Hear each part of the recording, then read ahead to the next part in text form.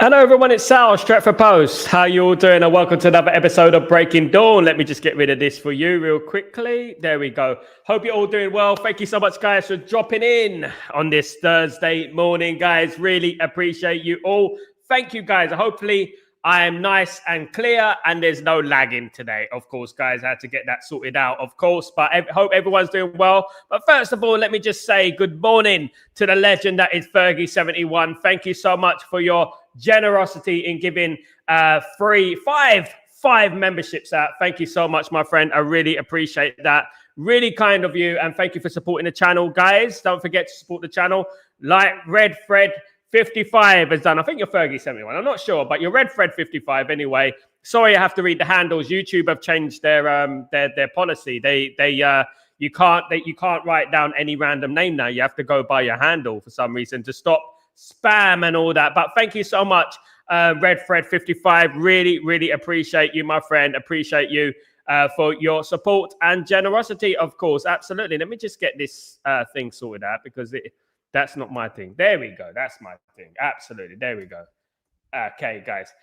Thank you so much for joining me, everyone. I hope you're all doing well. Welcome to the stream. Guys, before I start, please don't forget to smash a like on the video.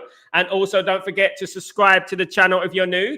Don't forget to put your notifications on and all that sweet stuff. Thank you so much, guys. I really appreciate you. And thank you, Red Fred 55 again. Your generosity holds no bounds, of course. And let me just say, thank you to Marky Mark again. Marky Mark, you're a legend, mate. Thank you so much for your super chat again, mate. Thank you for supporting the channel, guys. Got some great content coming from the channel, especially members. Guys, I've got some great content for the members coming up very soon, guys. I'm working on it now over here. It's going to be absolutely fantastic, guys. Now, let's get straight into the news, guys, in regards to Manchester United, shall we? And basically, Wharton versus BALEBA is the fun now, guys. It is the fun now. Wharton versus BALEBA. Manchester United have grown tired of Brighton Hove Albion's games in regards to Carlos BALEBA. Is he coming? Is he going? Is he coming? Is he going? Now, Manchester United have put Carlos BALEBA at the back of the queue for now and prioritized Adam Wharton as the main signing for this summer, guys. What do you make of this? This is going to divide people. There's a lot of people who like Adam Wharton. There's a lot of people who like Carlos BALEBA. There's going to be some division here. But obviously, at the moment, the way Manchester United are looking at things, they're looking at 100 million for Carlos BALEBA, which was his price tag during the summer. And they're looking at about 60 million for Adam Wharton, which probably would be a much more smoother process. You would have thought, wouldn't you, guys? Absolutely. But Brighton and Hove Albion are playing hard ball. Manchester United are not in the mood for any games in regards to any signings that are coming in. Man United are not in for games. They're not in for messing around. Man United need to get their targets sorted out. And the midfield is very important this summer, of course. Now, look, I don't want Man United to be completely Adam Wharton and Carlos BALEBA and no one else. I don't want that. Of course I don't. We don't want that. I want Man United to basically explore the market a little bit. And to be honest with you, look further afield as well. Like I said, Lamine Camara is one of them, and Luciano Gume is another one of them, of course, guys. There's players all around the world. Bayoda, there's players around the world that Man United could pick up quite possibly for cheaper than they would for BALEBA or Adam Wharton. So I don't think Man United should be just completely ignoring these players. I really don't. And Adam Wharton is not going to be easy, as well. We're talking about Adam Wharton versus BALEBA. Well, I'm not snobby enough to think that Man United are going to get these players and we're not going to get any competition. Of course, we're going to get competition. We're going to get competition for likes of Real Madrid, etc. For Adam Wharton anyway. Real Madrid are looking to revamp that midfield. But what do you guys think, guys? Would you prefer Adam Wharton or would you go for Carlos BALEBA at this moment in time? Let's forget about what Carlos BALEBA did last season. Let's think about what's going on right now. Let's think about how he's mentality is being questioned. His professionalism and his implementation is being questioned. Let's see, guys, what you guys think about that. Also, I don't want to just be, oh, you know, what about Carlos Baleba? I want to be, let's think about Adam Wharton. Let's think about Adam Wharton. Adam Wharton with his injury record. That is quite a big thing as well. When you look at Adam Wharton's injury record, is Adam Wharton too injury prone for Man United? Of course, because he has had an little history of injuries and stuff like that. Let me know what you guys think, guys. It's a very interesting question. But Adam Wharton versus Baleba is the kind of notion going on at the moment in regards to Manchester United, who we're targeting. These two players would be absolutely brilliant. Now, what would I like, guys? You all know what I would like. I would like both of them, guys. I would like both of them. I would like Adam Wharton and I would like Carlos Baleba in my football team. I think that would be absolutely splendid if we had those two in the football team, of course, guys. It would be an amazing midfield. You just need to think about that midfield, guys. Imagine Baleba and Wharton. It's got the air of championship challenging team all over it, isn't it? You know, I feel like, well, maybe I'm being over giddy, you know, I don't know. But I just feel like that if we have both of those midfielders in there, I think it would be absolutely brilliant. I don't think Man United should be targeting one midfielder, and I don't think we will be. However, I don't think we're going to get both Carlos Baleba and Adam Wharton. Now, obviously, Adam Wharton, there was talk about Adam Wharton January. I said it before about Adam Wharton, the gentleman's agreement with Crystal Palace about going in the summer, not in the winter. And also, Carlos Baleba's at AFCON. It's going to be extremely difficult for Carlos Baleba to be coming to Man United in January. That is going to be a summer. I just, all round, in a nutshell, I think that it's going to be a summer window for Man United, a summer thing for Man United. That's what it's going to be, in my opinion, guys. Absolutely. That's how I feel it's going to be. Absolutely. Big up Red Fred, my friend, and thank you again for your super chats, my guy. Morning, Sal, and everyone. Paul fans at work, awfully quiet about this Sunday. Not like them to like that. 2-0 United. Come on, Sesko to score again. Come on, Red Fred 55, my guy. Thank you so much. Look, guys, if we beat Liverpool, you know what? We've got a lot of smug Liverpool fans around at the moment. Lots of smugness going on, of course, guys. And I'm in a few WhatsApp groups where they just so smug and arrogant. You would have thought that they've won the league, you know, for the last 30 years, the way they go on, to be honest with you. And I think that what we have to do, Man United have to change the narrative. Man United have to go out there and believe that they can win. You know, and I believe they can win. I believe we can win. I'm not going to turn around from that because I don't think there's any point of us playing football if we don't believe we can win. You know, and look, Liverpool are not in the best way. Look, I know Man United are not in the best way. No one needs to clarify that for me. I know where we are in the league. I know what. But this is a prime example for Man United, the prime opportunity for Man United to change the record here, to change the narrative, you know. And I think if we beat Liverpool on Sunday, I think it will be a start of something. I really do, guys. Absolutely. I think it will be. We will be starting something. No Michael Jackson, of course. We will be starting something. But what I would say is that it is Halloween as well. You know what I mean? There you go. Thriller. Guys, you know, so what I would say, 19th of October, you know, is Man United versus Liverpool at Anfield. 2016 was the last time Man United defeated Liverpool at Anfield. Don't you think it's about time that we defeated Liverpool at Anfield? Do you guys think it's about time? I think it's about time. There's no time like the present, guys. And let's go in on Sunday and be confident that we can win the game. Liverpool, not the best Liverpool they've ever been. They're not even the best Liverpool side in the last 30 years, guys. Let me tell you this right now, right? The Liverpool side of the 90s would beat this Liverpool side. It's a bit recency bias going on here. You know, I look at that Liverpool side. I don't see nothing special. Mohamed Salah, probably a couple of players there. But Man United, like, you know, have had far better sides than this Liverpool time. And, you know, there are far better sides in Europe at the moment than Liverpool. This is why Liverpool not winning Champions Leagues. You know what I mean? It's time Ahmad scored too. Red Fred 55. Look, it's very important that Ahmad starts not only scoring, but assisting as well.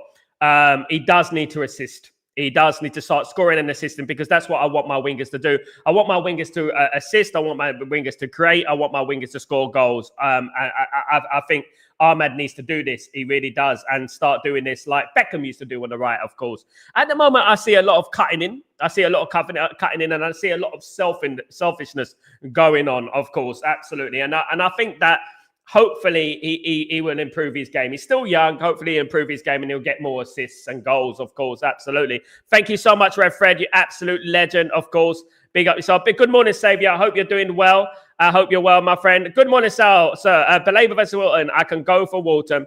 I mean, a lot of people will go for Wharton because obviously you have to look at what's going on at the moment in regards to the performances of Carlos Baleba. They're not up to scratch. And look, I'm a big fan of Carlos Baleba. I've lost count how many times Carlos Baleba has been on my thumbnail this last month. I tell you. He's been on my thumbnail quite a lot. I think he's broken the record of my thumbnails, in regards to Carlos Baleba. And look, I'm a big admirer of Carlos Baleba, but he has to pick his performances up. He does, and I'm not saying that because I favour anyone. I don't favour anyone. I'm not affiliated to anyone. I'm not affiliated to Wharton. I'm not affiliated to Baleba. None of them play for Manchester United at the moment. But what I would say, if you were put into a corner, and someone said, right, you have to pick one of those players who you feel can improve Man United right now, this moment in time, you're going to have to say Adam Wharton for it, in my opinion. You're going to have to say Adam Wharton. If someone said, right, you know what, you're going against head, Adam Wharton or Baleba, which one is going to improve Man United? Be honest with yourselves, guys. It's Adam Wharton, isn't it? Because not only with the Premier League experience, with the consistency, and as I said, his injury problem is a problem. We don't ignore that. We've had problems with injuries over the years, and we need to obviously step away from that. But it's not as bad as people think, and I think that Adam Wharton will be absolutely fabulous signing for Man United if we brought him in. Good morning, Ephraim. How you doing, my friend? Hope you're doing well. Good morning, Sal. If we buy both of them, it will be brilliant. But Baleba mentality is questionable. Look, guys, look. As much as it is a dream to have Baleba and Adam Wharton in our football team, I just don't think it's going to happen, guys. I really don't. The expenses of Baleba in particular is going to be astronomical. But that's not to say that Man United can't go out there and get a Yavi Guerra, get a Lamine Kamara, get a Gume, someone of that ilk. Man United are linked with a number of players around Europe, and we've got over 100 players on our wish list at the moment. And there are a number of midfielders on that wish list at the moment. And there's some that we can pick up for quite cheap that are very talented as well. The ones I've just mentioned, for example, will be a lot cheaper than Carlos Baleba. So, look, Man United need two midfielders in there. We're going to be losing Casemiro. Who knows what's going to be happening with Bruno? His future is all up in the air at the moment. We don't know what's going on with Bruno Fernandes, whether he's going to stay or not. But Manchester United do need two midfielders in there. I really do. Adam Wharton would help. But I think, as we've been speaking about for the last few weeks and months, whoever comes into Manchester United as a midfield option is going to struggle with playing alongside Bruno Fernandes, or Bruno Fernandes, as you say. Is going to struggle because Bruno Fernandes is positionally ill-disciplined. And when a player is positionally ill-disciplined, they leave the other midfielder, their partner in midfield, isolated and 2-3 against 1. And that has been an issue at Manchester United. So no matter who we bring into this football team, they're going to struggle in the midfield, in my opinion. There's no coincidence, guys, that Casemiro, that Ugarte have struggled at Manchester United. As with other midfielders in this football team, because of the ill-discipline from Bruno Fernandes. And it's not all Bruno Fernandes' fault. I know he does go missing and he is ill-disciplined in number 10 as well, by the way. But obviously, it's very difficult for him to play that number 8 role. And Ruben Amorim has to sort that out, guys. Absolutely he does. Now, guys, I want to talk a little bit about another young up-and-coming talent that Manchester United are linked to. And what's enticing about this player? What's exciting about this player? Well, let me tell you something about this player. He's a free transfer in the summer, guys. He's a free transfer to the 31st, not in the summer, in the 31st of December is when his contract expires. His name is Nacer Villarreal. Now, Nacer Villarreal has scored a few goals for the Colombia under-20s recently, 5 goals. Guys, 15 goals and 21 caps, actually, for the under-20 Colombian national team. Now, he's only 20 years old. He's a centre-forward stroke right winger. He's currently playing for Millonarios in Colombia. But Cruzeiro in Brazil are also interested in the services of Villarreal. Now, Nacer Villarreal has captured the attention of Manchester United. And they are willing, they are ready to fight for his signature with Cruzeiro, of course. And you expect Man United to win that battle with Cruzeiro. He is a free transfer. His contract is running out. So, look, guys, this guy is obviously prolific. He's scoring a lot of goals.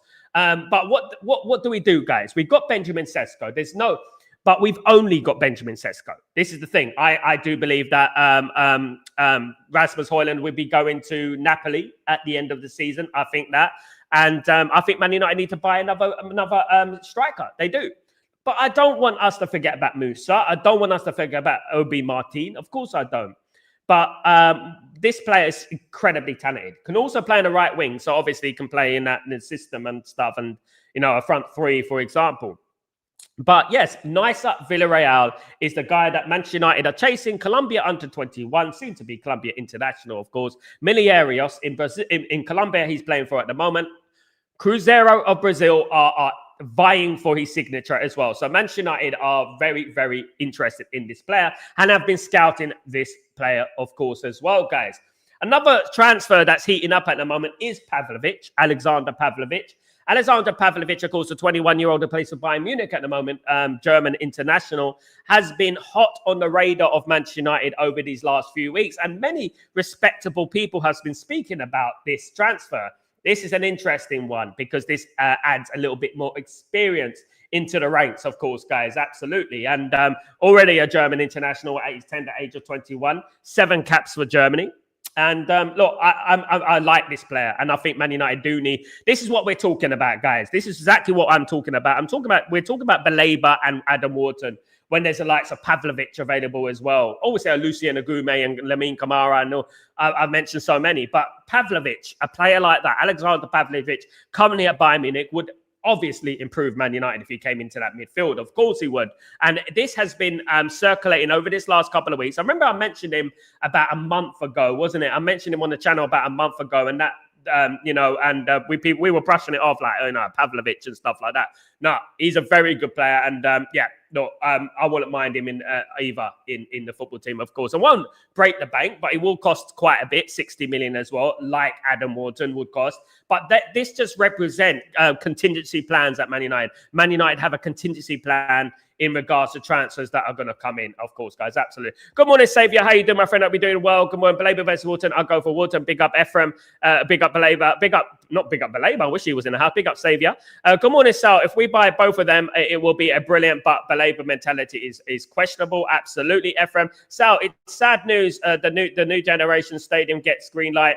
This owners will not go anywhere. It's sad news. If the new stadium gets the green light, guys, then obviously the Glazers are not going to be going anywhere. I can tell you that, guys, right now. The Glazers are not going to miss out on an opportunity to make billions in regards to the stadium, infrastructure, hotels, franchises, you name it, concerts. They're in line to make a lot of money forever. You know, that means if this regeneration project proceeds, it continues and it gets approved, the Glazers are not going anywhere. This is up to the English government, the British government. The British government need to look at the Glazers and what they've done to Manchester United. And I would urge the British government, and if any representative of the British government are watching this channel, you should be questioning the Glazers and how they've done their business. They've riddled this football club with debt. They have not inputted anything into the British economy. All they've done is take out from the taxpayers' money. The guys, they're 1.1 billion in debt because of them. Why should they be given a bligh in Britain? Why?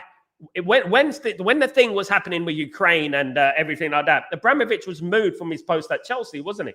You know, so why are these guys not removed? I don't know. And even then, look, you think about it, they purchased Manchester United, which now this kind of leverage buyout is illegal. So I don't know why the government doesn't get involved and remove them and reject their regeneration project. Of course, big up Mark and Mark again. Thank you so much, Mark and Mark, for your generosity. Morning, Sal, in the community. Hope you're good, my friend. Very good to see you, my friend. Full Sal or nothing for me. Buzzing for Sunday's game. Who you got in your starting 11? Later on, Marky Mark, I'm going to do my match preview. I will have my starting 11 and my match prediction, guys. I promise I won't be overly zealous. I promise I won't be delusional, but I will have my my team for the game, guys, later on in Chatterbox, of course. Big up, Mark and Mark. Thank you so much, my friend. I'm still thinking about it. I'm gonna think about it, but I wanna pick a team that I think that Ruben Aaron's gonna pick. I'm not gonna. I mean, should I pick a team that I think, or maybe I should do both? Maybe one team I think we should do, or another team that I think Ruben Amram's going to do as well. Big up, Neil. What's going on, my friend? Morning, Sardinia. Good to see you, my friend. Hope you're doing well. Good morning, Sanjay. Hope you're well. And good morning, Ryan. What's going on, my friend? Hope you're doing well. Hit the likes, people. Thank you so much, Ryan. Hope you're doing well. Thank you, guys. 50 likes is the bare minimum for Breaking Dawn, of course, guys. Thank you so much. Neil, We got to be logical. The BALEBA meltdown is a major red flag. We have to be logical. Absolutely, Neil. We have to be. Look, I'm a big admirer of Carlos BALEBA. You know, I have no bones about him whatsoever, and I'll still be delighted if we sign Carlos BALEBA. However, we do need to look at things realistically on a professional level, not just an emotional level, because I do see a lot of people putting emotion into players. Why are we doing that? He does not play for Man United. We should not be putting emotional feelings into players who don't play for Man United at the moment. And Carlos BALEBA doesn't play for Man United. He plays for Brighton and Hove Albion. So, look, it's up to him if he wants to improve his game, if he wants to perform, and then obviously give us an offer we can't refuse because he's playing so well, you know. And he isn't, though. And we have to be realistic. We have to be logical. We have to look at things objectively. And this is how you should do things at this football club. You know, as I said, look, you know, Man United are no player. We're no player FC. We're Man United FC, and we need to look at players, whoever it is. Like I look at Adam Wharton's injury record. I look at that and say, how can that affect Man United? I look at Carlos BALEBA and his performances. I say, how can that affect Man United? That's how we look at things. You know, some people look at it and think Carlos BALEBA, his performances are bad, but so what? He's going to improve. You know, and so what? I could say anything. He's going to improve. He's going to improve. You know, Bruno Fernandes is not going to do a hero ball one day. You know, we can all talk about hypotheticals here. You know what I mean? And he's going to improve. Don't worry about that. In what world did Evan Ferguson improve? There was a player called Evan Ferguson at Brighton who was being compared to Wayne Rooney, guys. It was being compared. I mean, at the time, it was ridiculous, I know, but it was being compared to Wayne Rooney, and basically drifted off into the abyss. You know, after one good season. So we have to remember that. Axel, what's going on with AXL, should I say? ALX, how you doing, my friend? Hope you're doing well. A problem with the players like Rashford, Sancho, and Garnacho is that they think it's the environment. It's not. It's them, absolutely. It's their attitude. The environment doesn't adopt you. You adapt to the environment doesn't adapt to you, adapt to it. Exactly. Great comment, ALX. Great comment, mate. My friend, to be honest with you, you're absolutely spot on.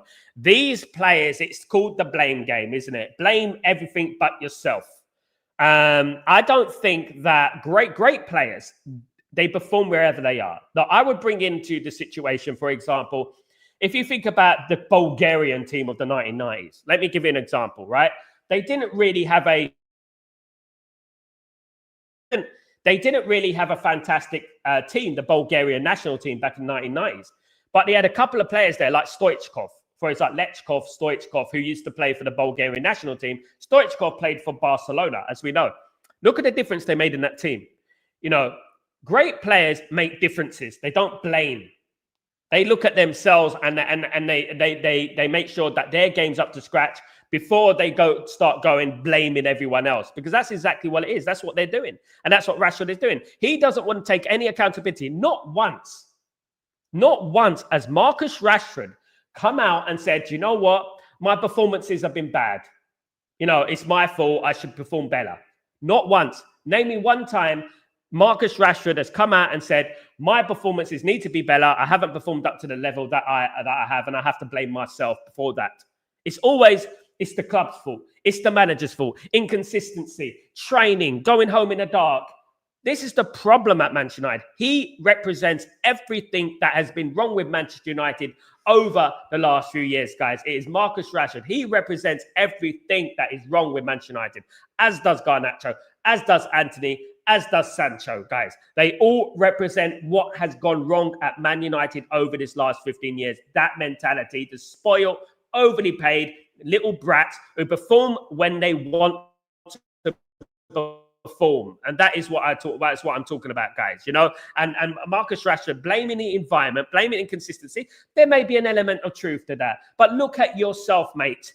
The environment and inconsistencies doesn't make you walk on the pitch. It doesn't make you not challenge for headers. It doesn't make you not give 100% at the end of the day, guys. Absolutely not. You know, at the end of the day. So Marcus Rashford just needs to be quiet, in my opinion, and as does all those players who fouled for many years. Big up, Dave. What's going on, my friend? Hope you're doing well. Between Wharton and BALEBA, we have to actually look at who will be a good partner to Bruno, as he already occupies the midfield too. You know what I would say, Dave? You make a good point. in regards to Bruno Fernandes, because I agree that he's not going to be removed from his football team. And I think that's wrong. I do think it's wrong.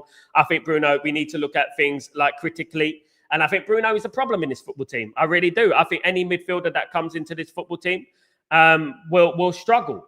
Will struggle playing alongside Bruno. I'm being honest with you guys. You know, Cristiano Ronaldo, when he was playing alongside Bruno, struggled with Bruno.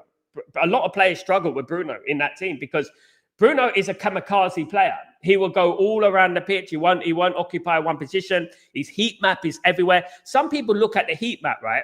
And they look at the heat map and they think, wow, he's so hard working. Look how hard working Bruno is. But nah, that's wrong because he is doing things at the detriment of the other players. He's doing things that will affect other players in a negative way.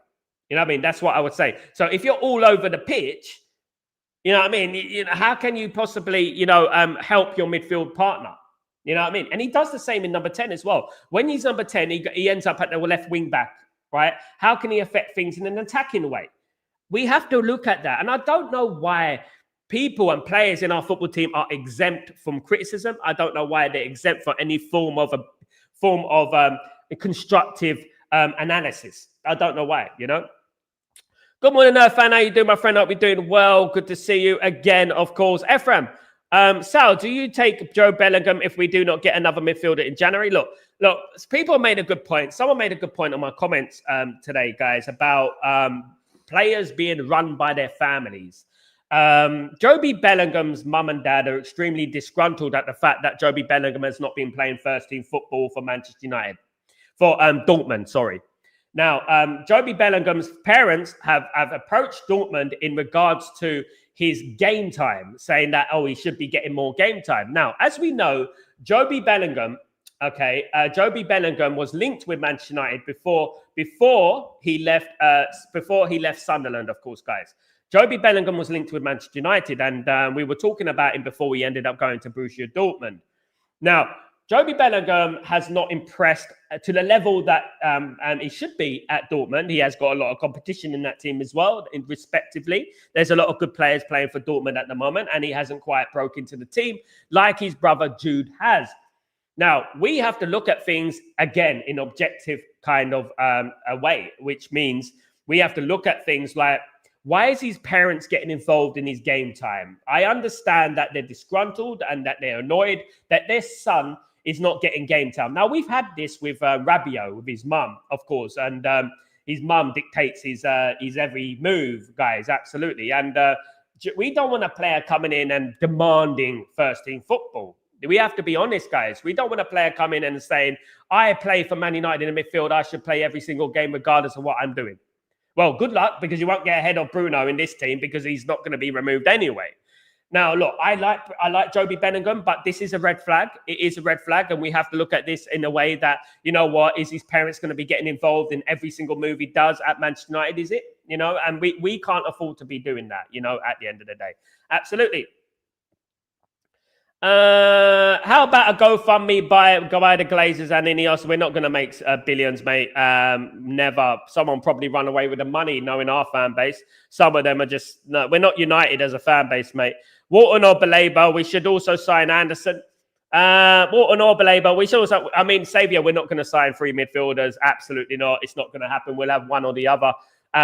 We made the point earlier in the stream that, you know what, Bruno Fernandes is irreplaceable at the moment. I mean, this is precisely why I want us to move on from Bruno Fernandes. It's not that Bruno Fernandes is the big problem in the football team and he's a bad player. He's not, right? What I would say is that he's not contributing this season, and I feel like we should cash in on Bruno Fernandes and bring in a new midfield that can possibly be our midfield for the coming years. And we can build kind of a team, more of a team, rather than relying on individuals, which we have, guys. And, you know, individually, Bruno's fantastic. Statistically, you know, he's fantastic. But his statistics are at the detriment of the team, at the cost of the team. Because of his statistics, he affects the team. People don't quite understand what that means. It means basically individualism. It basically means that, you know, if you have a player that is doing everything by himself, right, to get his statistics, and you need to look at the context of the statistics as well and how good the chances is created and stuff like that. Sometimes when you remove something from the team, just like Liverpool removed Coutinho, you know what, it's better for the team. And I think that's what Man United need to do. I'm pretty sure that Sky Sports had a hand in reshuffling United's games to force our match attending fans to watch the game. And Sky Sports pay a lot of money for football, my friend. They have to. They pay more money than anyone, so they have a say in the fixtures and stuff like that. They've always have. Just Red Devil, big up, my friend. Hope you're doing well, Just Red Devil. Who is the Colombian talent? Nice of an era. Spoke about him at the beginning of the show, my friend. Scroll back, my guy. Good to see. Dabizas, Sal, your thoughts on the Badges survey on Benjamin Sesko being the top worst signing? I mean, I've spoken about this already, Dabizas. This is ridiculous, biased hatred from Manchester, from journalists. No surprise there. Man United have a hate for we're hated or never ignored at the end of the day. Benjamin Sesko has actually been performing quite well recently. 2 goals in 3 games. Guys, like he's hardly started as well. He's just started games now. And he's starting to put the ball in the net. And even when he played against Burnley, he assisted a goal. Did he not? He assisted the red card. That's for sure against against Chelsea? Sorry, against Chelsea. He assisted the red card. He's actually been one of Man United's most important players over this last few weeks. He's played extremely well. Right, he's not even at the level where he needs to be. And now for these journalists to not even mention Florian Wirtz, right, who's been absolutely awful. Isaac, who's been absolutely awful in their worst signings history, who cost over 100 million, by the way. It's just evident. They just expose themselves for anti-United, what they are. That's what it is. It's anti-United. It's anti-United agenda, Christian, morning, Sal. Morning. Of course, we would like both Casemiro and Bruno leaves and put Mainu in front of them. I would like that, Christian. I would. I am a little bit worried about Mainu now, guys. If I'm being honest with you guys, I am quite worried about Kobbie Mainoo.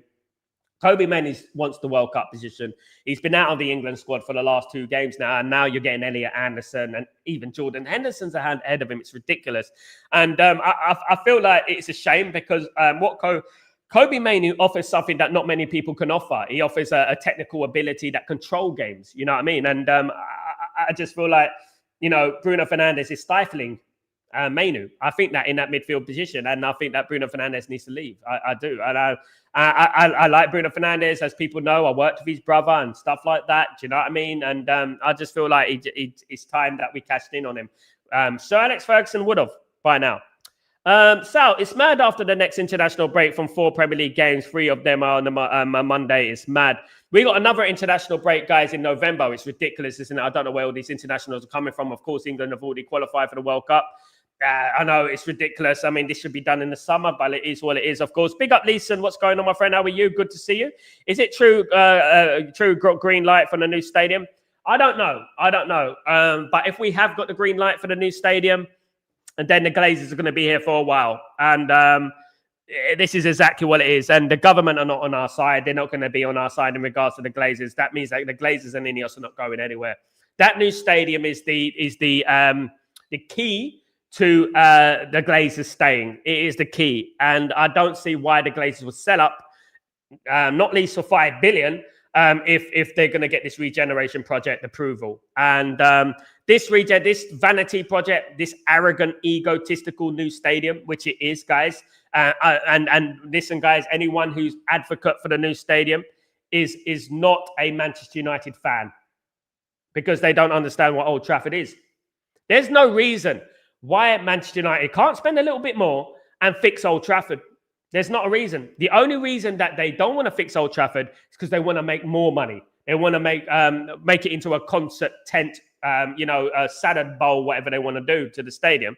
And they want to build hotels, and they want to build, this is why Gary Neville, with his conflict of interest, he wants the hotel football, doesn't he, over there in the regeneration project. Again, not understanding Man United's history and heritage, you know what I mean, at the end of the day. Irfan, one Colombian is named Villarreal, a goal scoring freak, Azarska, pardon the name spelling. Ozoko on Charlotte, brilliant. The DM, he's already signing for Man United. I know what you're talking about. Yeah, mentioned him long time ago, mate. He's already a Man United player coming in the summer. Saviour, come on next season, man. You should sell Maguire, Bruno, Dalot, Casemiro, Shaw, and injuries. Absolutely, I would love that, my friend. Cristiano Orozco deal is already done. Yep, absolutely. Just need to wait until next year to make. Yeah, we have to wait until he's 18. We have to wait until his birthday. His birthday's on June the 16th, I believe. I think it is. Absolutely. What's up, Darren? What's going on, my friend? Hope you're doing well. Good to see you, my friend. Hope you're doing well. Guys, stop spamming the channel. Earthfan, you're writing too many messages, my friend. Stop spamming. What's up, Sal? It's on and popping. What's going on, my friend? Hope you're doing well. Good to see you, guys. Good to see you. Of course, Earthfan, you're on a timeout now, brother. Sorry, man. Too much spamming, Earthfan. Sorry, mate. Everyone hit the like button. I've got to read everyone's comments. I can't be scrolling down everyone's comments, man. Absolutely. No, I've lost it. Fergie55. Sorry, I'm mentioning your handles. Tell, any chance they get the go ahead and the seller with that? Has it gone quiet in the UAE? Glazes out. Fergie55, my friend. Look, you know, the UAE is still very interested in purchasing Manchester United, as is Qatar. The problem is that the Glazers, they're just not professional, mate. I'll be honest with you. And they would 1 minute be like, oh, yeah, you know what? It's on the market. The club are for sale, blah, blah, blah. The next minute, they'll be, you know, doing something else. The one thing about the Glazers, right, they will do things to manipulate the market. That's what they do. This is what they're all about. They'll manipulate the market. And look, they need to leave the football club. That's what they need to do. They need to leave our football club, leave us alone. Do you know what I mean? At the end of the day, that's what they need to do. Leave this football club alone. They don't love the football club. They never loved the football club. They've not spent a penny in the football club. And they don't like England either. They don't like the UK either. Get people in the football club that actually like the football club, you know, who actually like football, basically. Do you know what I mean? At the end of the day. And don't call it soccer. You know what I mean? Ephraim, Sal, if Amorim starts Maguire, it terrifies me. That, I mean, I actually feel like, guys, I'm going to give you a little clue. I actually feel like the team will be the same as it was against Sunderland. Absolutely. Absolutely. I think the team will be the same as it was against Sunderland, in my opinion. Kevin, Senny Lamans, it's going to be a great goalkeeper. Good riddance, Andre Onana. I mean, if there's one saving grace, Kevin, big up Kevin Donovan, by the way.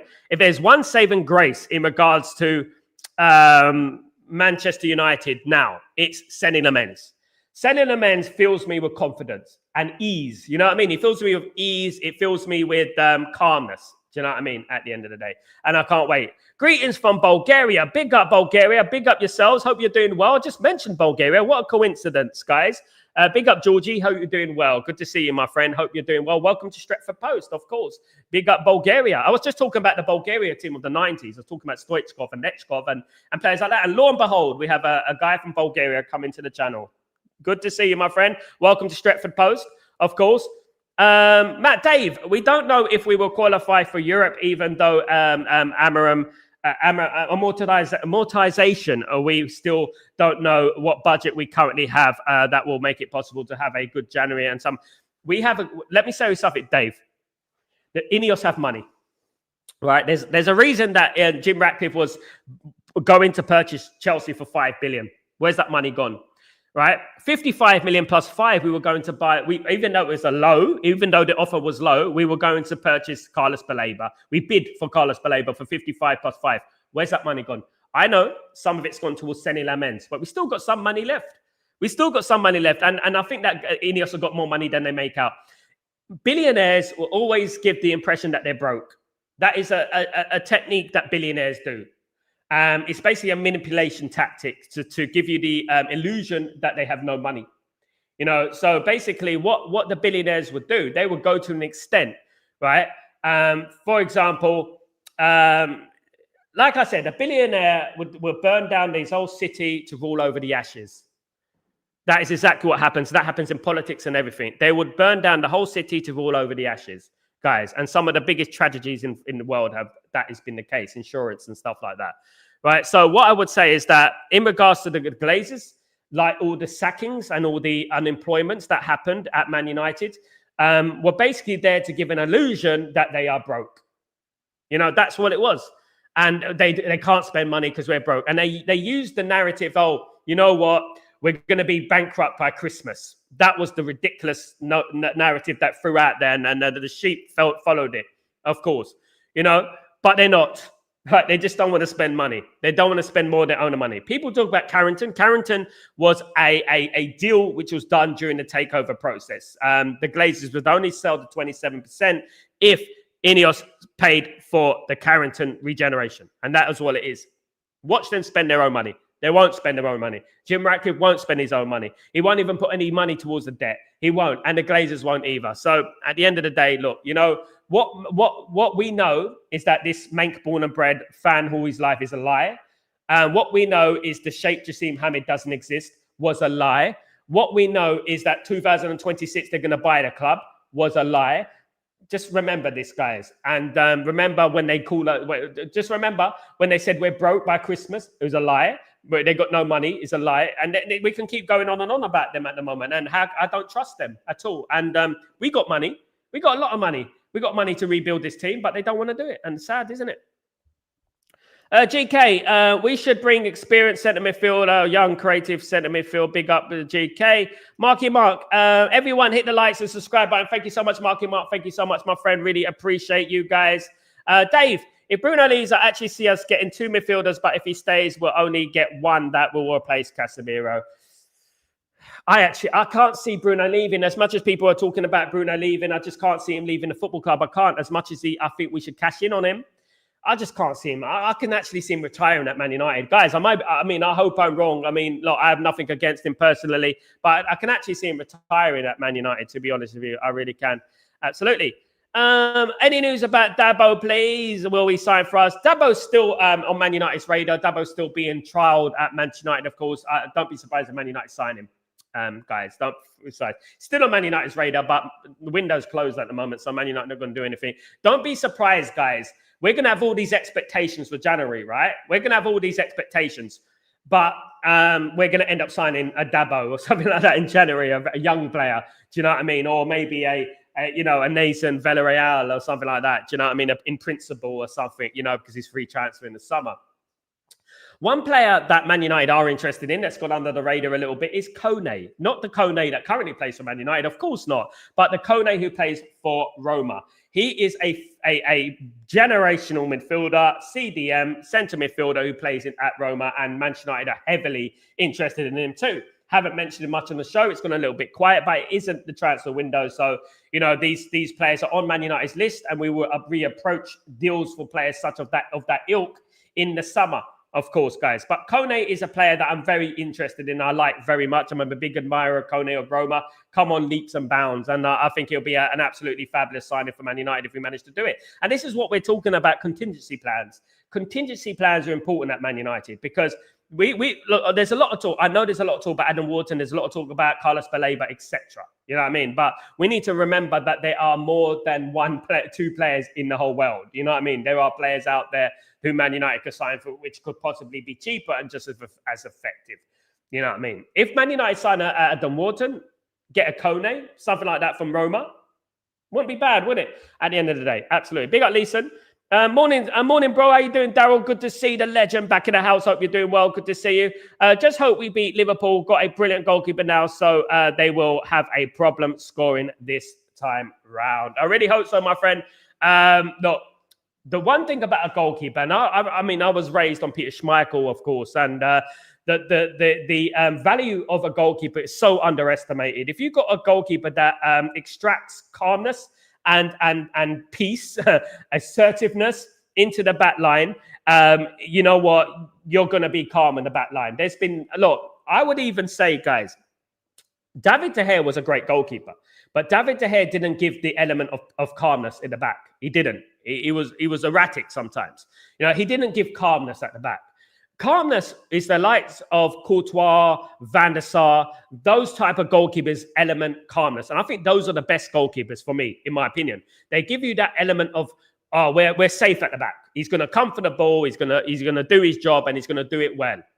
And this is the feeling I get with Sen Lemens. And a year ago, when I was talking about Sen Lemens, I had this feeling about Sen Lemens, that Sen Lemens, you know what, he's going to be an absolute game changer at Man United. And I think he is. And when I think about the Liverpool game, the saving grace for me is Sen Lemens. He's the one I think, yes, this guy is going to be, the Man United goalkeeper for many years to come.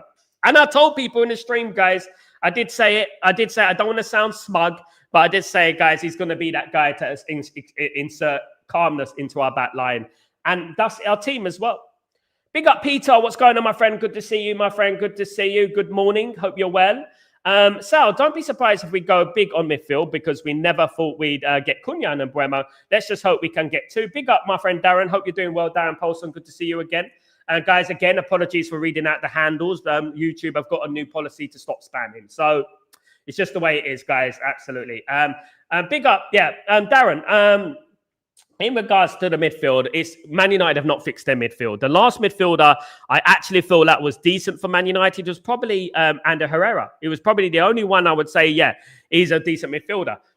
In regards to a proper midfielder was Michael Carrick. That was the last midfielder we actually signed who was world-class, in my opinion. Since then, we haven't really concentrated on the midfield. We brought players in, Schneider in, Schweinsteiger, players of that ilk, but Pogba, but they just didn't work. You know, and they didn't work, and they were never the right fit for Man United. Whatever you think, I know there's a Pogba FC, but it weren't a good fit for Man United, which is why Alex Ferguson got rid of him in the first place, right? And he hasn't set the world alight at Monaco either, has he, guys? So what I would say is that, Man United need to properly rebuild that midfield and not just looking at the player that sells shirts. Not just looking at that. We need to look at a player who's actually going to make a difference to the balance of the team, to the team. Right? Not just, we're going to sign this player because he's a superstar and he's fashionable and he's going to sell shirts.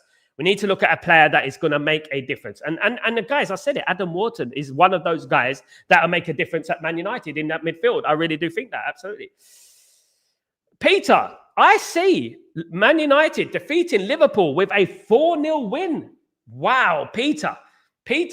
Wow. If Man United defeat Liverpool 4-0, my goodness me. I think there will be celebrations in this stream that will last all night long. I don't think Man United is going to defeat Liverpool 4-0. However, I'm not going to knock your shine, my man. I'm not going to knock your shine. I'm not going to take you off that pedestal because I like that. I like seeing Man United 4-0 win against Liverpool away from home at Anfield, keeping the Scousers quiet.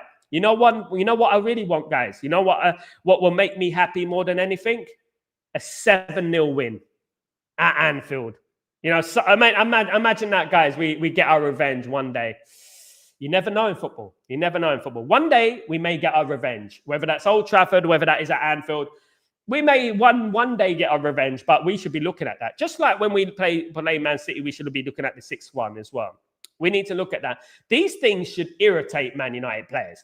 These things should be like, you know what they've done to us. They've embarrassed us over the years. I just don't think we have that mentality. And one of the guys who asked to be taken off apparently is Bruno Fernandes, of course, guys. So I get that 7-0. You know, I'll never forget. Apparently, that's what Gary Neville said anyway. I don't know how true it was, but. Yeah, look, we do need to get revenge. We do need to beat Liverpool at Anfield. I know I'm getting excited about 7-0, and I know that's never going to happen. But, look, Man United need to go to Anfield and win. Right? We haven't won there since 2016. It's about time we won there. Hey, what's going on, my friend? I hope you're doing Essex Red. Good to see you. We won't beat Liverpool on Saturday. They will turn up like the team does, even when United are playing decent football. They all turn up. Essex, one thing I would say is that even under Alex Ferguson, yes, Liverpool did turn up occasionally. However, Man United did get the better of them sometimes. But let's not forget, I do remember us losing 4-1 at Old Trafford to Liverpool when we were winning the leagues and things like that back in 2010, wasn't it? I remember us losing 1-0 to Liverpool at Old Trafford with Danny Murphy free kicks. I remember all these guys. Don't forget, I've been around a long time. I know Man United against Liverpool. I know we've lost in 1994 2-0 with Robbie Fowler. I know we lost 2-0 in 1995 with Robbie Fowler. I know we've done quite a lot of losses to Liverpool back even when under Alex Ferguson, but we had a lot of wins as well, guys. Absolutely. I remember Gary Pallister scoring 2 goals at Anfield. I remember Andy Cole scoring 2 goals at Anfield. I remember David Beckham scoring a world-class free kick at Anfield off the bar. I remember a lot of things, guys, about them. Some of them games I was at as well, and guys, look, what we have to say is that let's not worry about what Liverpool are going to do. I understand that Liverpool always turn up against Man United. That's what they do. That's why they only have 2 titles in 30, 40 years, right? Because that's what they do, right? So what I would say is this, right? Let's just hope that Man United win the game. Let's hope that Man United now turn up, right? And that's what we have to hope. We hope we change the narrative, and that's what we hope it goes. Our our game with Liverpool is a takeover game. Come on, Peter. Big up, Peter. Love the positivity. Senator Men's boosted the team, and on Sunday we'll get maximum points. Come on, Saviour. I hope so, my friend. Absolutely. Liverpool really disgraced us at 7-0 win, but believe we are winning them this week 4-0. Come on, Peter. I have to believe you, mate. I have to believe you. You're sounding like you want me to believe you, mate, and I want to believe you. I really do. I mean, I hope so, mate. Marky Mark, remember when Liverpool, the white suits, FA Cup final, guys, Eric Cantona. I remember speaking to Jason McAteer on this channel, guys. If you haven't seen my interview with Jason McAteer on this channel, he now hosts BN Sports. Jason McAteer is the ex-Liverpool player who stood on the line when Cantona scored that goal in the FA Cup final in 1995 at Wembley Stadium. And I asked him the question on that in that interview. I said, Jason, why didn't you dive for that header? He didn't want to talk about it, because Cantona scored that goal. I remember Cantona was suspended for half that season. You know what I mean? Because obviously kicking the Crystal Palace fan, as we know. He was suspended for half that season, and he came back and he won us the double, guys, the double as it was. And and that Cantona, Jason McAteer was on the line.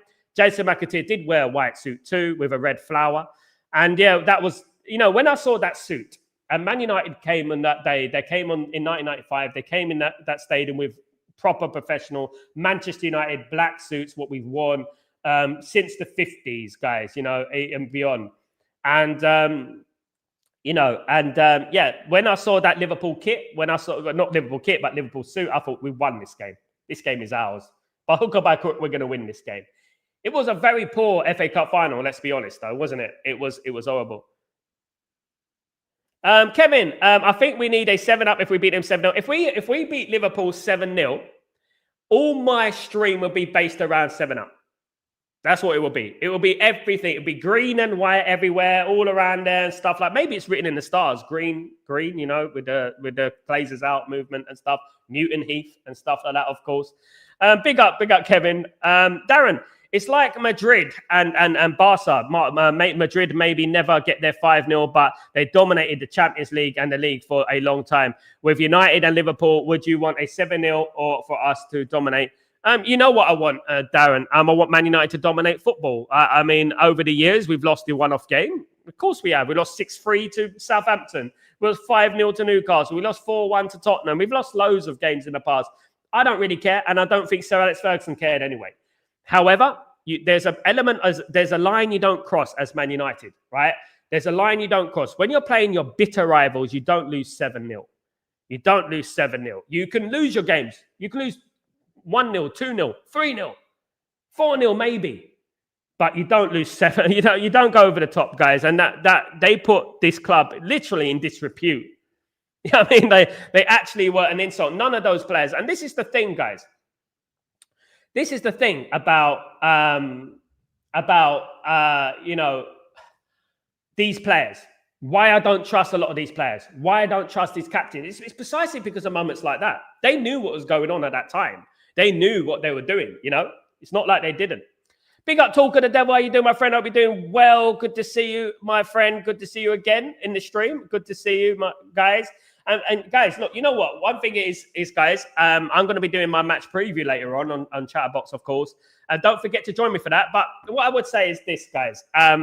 Never stop believing in anything. And once the game has not been played yet, and I know there's a lot of people who are still doubting Manchester United in this game. We have to believe. If we don't believe, who on earth is going to believe at the end of the day? If we don't believe, who on earth is going to believe? That's why I welcome the positive comments in the channel. You know what I mean? The positive. The 7-0 did hurt. Yes, it did hurt, But if you put me on the spot, Darren, in my opinion, I would much prefer us not do 7-0. But if you said to me, guys, that Man United will lose 7-0 to Liverpool, we already have. And now I want to dominate football, please. Absolutely. I want to dominate football. That would be good if Man United dominate football for the next 20 years, because that will hurt them the most, wouldn't it? At the end of the day, one-off games mean nothing if you're successful. Do you know what I mean? Bobby, that is it. Bobby. Sorry, Bobby. Talking the devil. I knew it was you. YouTube have got a new thing. I don't know why, where they are basically showing the handles instead of names because they're trying to stop spam. Because apparently some people are pretending to be other people. That is the thing. Apparently on YouTube, that is what they're doing. So some people pretending to be other people, and believe me, I know those people, of course, guys. So they're basically that. So Bobby is talk of the devil. Sorry, Bobby. Big up, Bobby. Hope you're doing well. I don't know why it's not. I mean, I don't know why they changed it now, but they have. Unfortunately, if I could change it back, I would. We are united. We can beat any teams when we play football. Man United could beat anyone. Man United beat Arsenal with 10 men, for goodness sake. Do you know what I mean? We went to Anfield last season against a Liverpool side who were playing better football than they are now, and should have won the game 3-2. As we know, Harry Maguire missed that fantastic opportunity at the end to win the game 3-2. We should have won it, but we drew 2-2. It is YouTube doing this, Bob. Yeah, it's YouTube, mate. YouTube are trying to cut down on thingy. Maybe I should give you all nicknames. Maybe if YouTube give the content creator, i.e. myself, the opportunity to put your names on it. Maybe that should be a thing, of course, guys. But at the moment, I have to read the. It's hard for me as well because I know all you by name. I know all of you by name, and YouTube have changed it randomly. Do you know what I mean? At the end of the day. Big up, my friend. How you doing? Sand Coaster. Sorry, I'm reading out your handle again because obviously Sand Coaster. I mean that is Sandcaster. Sorry. I'd love Wharton. I think a lot of people would at this moment in time. If you were put into a corner and someone said to you, "Look, Adam Wharton or Carlos BALEBA," I think a lot of people will say Adam Wharton at the moment. And we have to think about things objectively. And there are many reasons as to why we would. You know what I mean? At the moment. I'm not saying that I'm turning my back on BALEBA. I'm still a BALEBA. Absolutely. I am. And, I'm not turning my back wholeheartedly on him. You know, I have nothing personal. But I have to look at things based on Manchester United. And I will always look at things based on Manchester United, of course, guys. Absolutely. And at the moment, Carlos BALEBA is not exciting me the way he did last season. You know, he's giving me bad vibes. Bad vibes, you know, because Man United have been full of bad vibes over this last 15 years. So I think we're accustomed and we can read bad vibes from a long way away. Bobby, I would prefer Wharton as well. There you go. See, but I think that is a relative thing. The one thing you have to say that there are a lot of people who love BALEBA on this channel. There are a lot of people who would pick BALEBA 100 times out of 100, even if BALEBA gets a 2 out of 10 rating every single week. They would pick BALEBA because they feel like they're affiliated to him for some reason. And I don't look at things in sinisterly. I look at things on a footballing level. And I will always mention that on the channel. I always look at things on a footballing level. And I always look at things from, like, guys, his head's been turned. He's not performing for Brighton. Okay, he gets 12 grand a week. I mean, boo-hoo. You know, then go out there, go to Brighton and say you want a new contract or transfer this to me now. Why don't you do that? You know what I mean? Instead of all this talk and all this, I want a new contract, only getting 12 grand a week. If you want a new contract, then go to Brighton and ask for a new contract. Say, either pay me this much or sell me. That's what he needs to do. He should have come out in the summer, and just like Mbremo did, he should have come out in the summer and said, look, I want to leave. I want to go to Man United. That's what he should have done. But he didn't do that, did he? He didn't do that. He failed to do that. And obviously, that is why he's still at Brighton. Sometimes you have to push for the move. Whether it's right or wrong, you have to push for the move sometimes. You know, guys, you do. You have to push for the move. And he didn't push for the move. It's his problem, you know. And if he, you know, you reap what you sow. Daryl, just get a new midfielder ASAP. I really hope so. Daryl, what do you think about Bruno staying, though? What do you think about that, guys? It is a nightmare, isn't it, guys? Guys, absolutely. What I would say is that, you know, Man United do need to move on from a lot of things. We are very, we hold on to things too long, in my opinion. Kevin, big fan of Wharton. I hope he becomes a Manchester United player. Me too, my friend. Me too. Big up, Kevin. Hope you're doing well. Any of them will do. BALEBA, Wharton, Anson, any one of them. 2 of them would be great, Daryl, wouldn't it? 2 of them would be great. I see why people want Wharton. For me, potential-wise, BALEBA is something else if he can turn it around. If, buts, and maybes, isn't it? Remember, Evan Ferguson didn't turn it around. You know, what we know now, what we didn't know before, right? What we didn't know before is that Carlos BALEBA's mentality is weak, because it's not about form, it's about his mentality. His head has been turned, you know, and that is a problem. That is a big problem. Darren. Sandcaster, remember when Robbie Fowler sniffed the byline? I do remember that, and he was fined for it. Yes, I do. I remember that. I remember that very, very well. It gives you an idea of what Liverpool used to do. If not, they still do, but I'm not going to get into that. But it gives you an idea. I know a lot of the fans do. Yeah, look, you know, it does give you an idea where they were. Do you know what I mean, guys? It really does, absolutely. We do need, Daryl, I agree, mate. We need to part ways. I mean, I think it's an unhealthy relationship in regards to the Bruno thing at the moment, guys. Absolutely. Guys, I want to thank everyone again for joining the stream. Thank you, everyone, for the super chats and the memberships. Big up my friend Fergie, of course, Red Fred, and big up Red Fred 55, of course, guys, for the 5 memberships. Guys, don't forget to subscribe to the channel. You can become a member like Red Fred 55. And you can also support the channel with super chats and all that. It really helps the channel, guys. I really appreciate everyone. It goes straight back into the channel as well, guys. So thank you, everyone who's joined me today. Don't forget to smash a like on the way out, guys. We need to get to 50 likes before the end of the show. Don't forget to also put your notifications on. So when I go live, you guys will be there, guys. I mean, Chatterbox matters as well. 7 p.m. Middle Eastern time, 4 p.m. UK time, guys. That's me. And that's 5 p.m. Central European time as well, guys. Absolutely. Don't forget, at the end of the month, the clocks will be going backwards, I believe, in at the end of October. So UK time, I'll still be here 7 a.m. UK time, right? UK time.